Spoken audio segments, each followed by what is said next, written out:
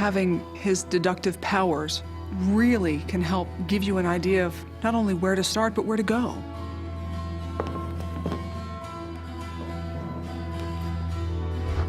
Sherlock's approach to the crime scene was really cutting edge. He gets right down to the floor and he looks at the way the light hits the floor and he can see footprints. You know, that was just revolutionary. No one would have done that. No one had even begun to think in those terms. He would get right over a piece of evidence and study it with his magnifying glass, which is still one of my favorite tools today. It's my magnifying glass. I go nowhere without it. Nowhere. That's what's so cool about him, is that he is the first to use these same techniques that we use 120 years later. He smelled things that nobody wanted to smell. Back then, nobody had ever seen that done before.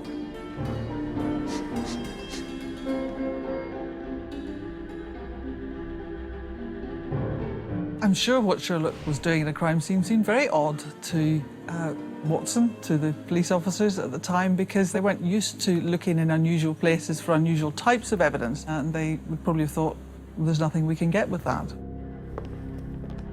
For the very first time, Sherlock was gathering what we now know as forensic evidence.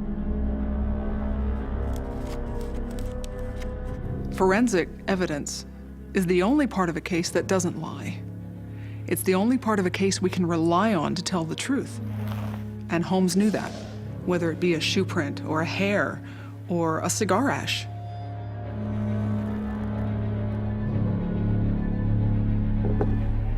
Sherlock's art of looking at the whole crime scene, combing it meticulously for whatever evidence there might be, changed the world of investigations.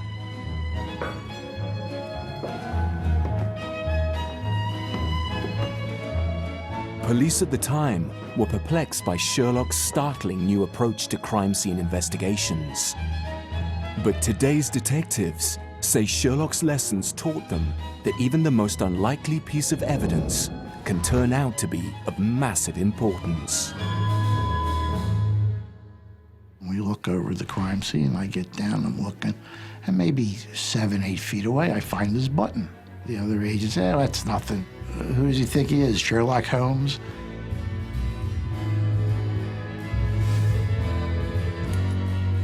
But the next day, the agents, they had a suspect, and when they're talking to him, they see he's missing a button. They bring him back to the office. Bill, you got that button? I said, I sure do. See if it fits on this coat. And sure enough, it did. And the man just caved and started helping us with the rest of the case. And we locked up a lot of people from the button. And that's when you get them. And that's the rule of evidence. That's what Holmes told you to look for. And in A Study in Scarlet, a similarly small piece of evidence will go on to help Sherlock solve the case. Although typically, Inspector Lestrade goes barking up the wrong tree. There's been a woman here. It's a woman's wedding ring. Well, this complicates matters. Heaven knows they were complicated enough before. Really, Inspector? You sure it doesn't simplify them? Using evidence like this to gradually piece together the puzzle made Sherlock's adventures gripping reading and struck a chord with the wider public. It is a capital mistake to theorize before you have all the evidence. It biases the judgment. One should not theorize and develop a theory before having facts, all the facts. And Sherlock Holmes would say that it's the bane of our profession. Well, it's all very well for you to laugh, Mr. Sherlock Holmes. You may be very smart and clever, but the old hound is the best when all is said and done.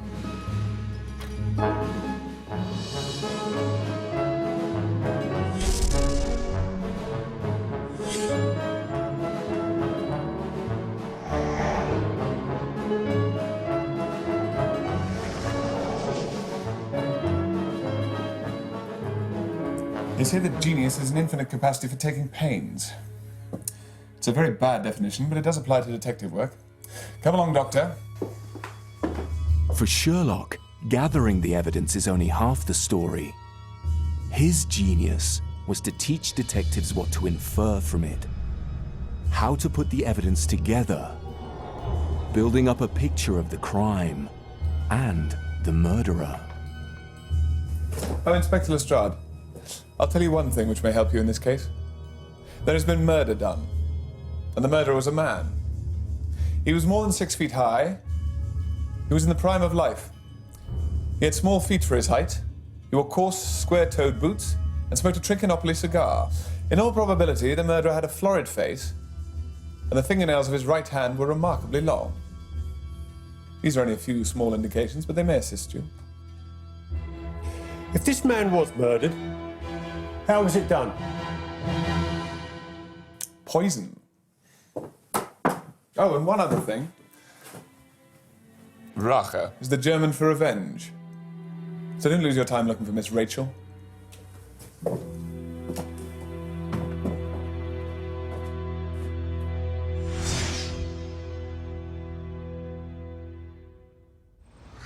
Deductive reasoning, how Sherlock works out the puzzle of a crime, is the most timeless of his gifts to the world.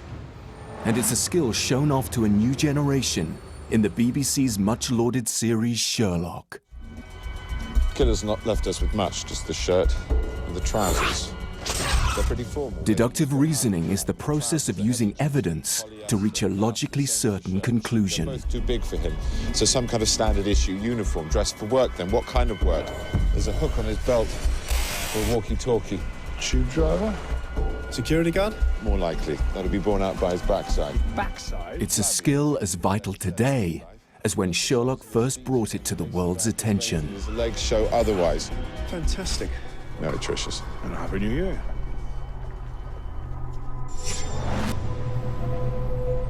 Sherlock Holmes transformed investigations from relying on confessions and eyewitness accounts to a world where evidence and deduction were paramount.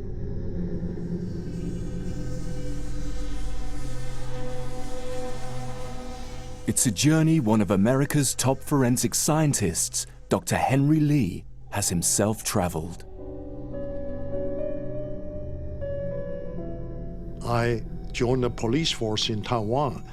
At that point in time in 1960, we're still using interrogation technique. Run up the usual suspect until one confess. If nobody confess, they take them to the back room. We still encourage your water hose, blackjack, so everybody confessed. So the case is solved. You really don't know you solved the case or just force into confession. But Dr. Lee was an avid Sherlock Holmes reader. And by the time he was appointed chief state criminalist for Connecticut in the 70s, he was being hailed as the modern-day Sherlock Holmes. I remember when I read Sherlock Holmes' story, he approached the scene with an open mind. He used physical evidence, collect the evidence, try through this deductive logic, try to put the case together. Many of Dr. Lee's investigations have hinged on blood evidence. The question of every piece of evidence is, does it fit with your theory of the crime? Does it make sense? And if it doesn't, what are the alternate explanations? And that was one thing that Sherlock Holmes was very good at, is examining those little details and seeing if they fit into the big picture of the crime. It is an old maxim of mine that once you've excluded the impossible, whatever remains, however improbable, must be the truth. By this method of exclusion, I had arrived at this result, for no other hypotheses would meet the facts. My favorite quote from Sherlock Holmes is, "When the impossible is excluded, what remains is what happened." And that's very true in all kinds of crime scene investigations. If we lose the deductive reasoning that Sherlock had, we'll lose the case. Period.